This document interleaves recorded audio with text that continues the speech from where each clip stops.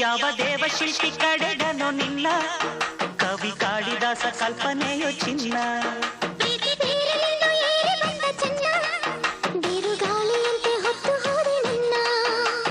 ಊರ್ವಶಿಯ ತಂಗಿಯೋ ಮಾತನಾಡೋ ವೀಣೆಯೋ ಮನ್ಮಥನ ತಮ್ಮನೋ ವಾತ್ಸಾಯನ ನಂದನೋ ನಿನ್ನಲೇ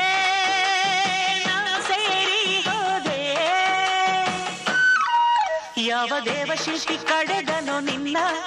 ಕವಿ ಕಾಳಿದಾಸ ಕಲ್ಪನೆಯೋ ಚಿನ್ನ